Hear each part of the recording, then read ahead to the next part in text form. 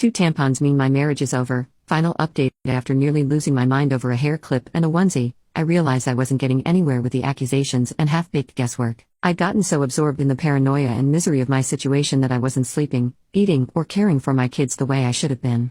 And I wasn't getting any answers. So I decided to pull the trigger on the hidden cameras and have them shipped to my sister's house, with my brother-in-law agreeing to help with the install/setup over at my place. Before the cameras were ever delivered, though, I got my long-awaited confirmation last week. A Ring notification had alerted me to motion at the front door while I was at work. Half expecting to see a delivery person, pet, or lawn care salesman for the 15th time, you can imagine my surprise when I saw a clip of a young woman leading my daughter into the house hand in hand, with my husband and other daughter close behind them. The girls were supposed to be in daycare and my husband at work. The woman, as far as I knew, was living 2 states away with a court order keeping her there. I immediately called my husband to ask him what the heck this woman was doing in our house. He didn't answer, so I texted it to him. Even in his stupidity, he probably realized he had messed up by going through the front door, knew I had gotten the Ring notification, and wanted to delay the inevitable. By the 5th or 6th subsequent call, though, he did pick up. The woman on the camera was my husband's sister. As I would come to find out later, she was the likely source of both tampons, the onesie, and the bow. She is also a registered offender and a recovering addict, who spent the better part of her adolescence and young adulthood coercing the silence of another one of my husband's family members after she had essayed them. I hadn't seen or heard from her in years, and from the way my husband talked about her, I didn't expect I ever would.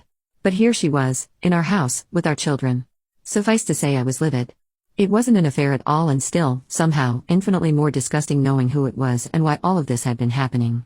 Apparently my sister-in-law, fresh off another stint in rehab, had wanted to reconnect and make amends with people she'd hurt, and my husband was high on that list. My husband didn't want me to know or, worse, try and keep her family, our children, away from her, so they'd been meeting in secret, often at our house when I was at work. They would enter through the garage, in my husband's car, so the Ring camera at the front door wouldn't tip me off. She spent the night on a weekend I had been on a business trip and slept in our bed. She babysat our girls on a night my husband told me he had dropped them off at his parents'.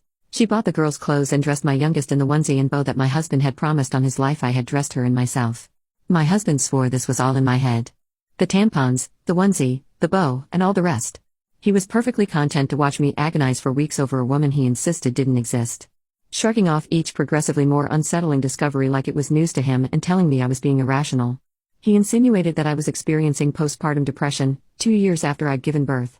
4 years after I told him that one of my biggest fears for motherhood was to suffer postpartum depression like my mother had with me, to not be fully present for our babies and be left with a world of guilt and regret as they grew older. He told me I wasn't sleeping enough, that I missed the girls too much, that I needed to take a step back and reevaluate the state of my mental health. I gave him the benefit of the doubt because he was my husband, and because no other version of events made sense. Now, after a month of this crap, I have nothing to show for my trust but this pathetic situation. And a lot of anger.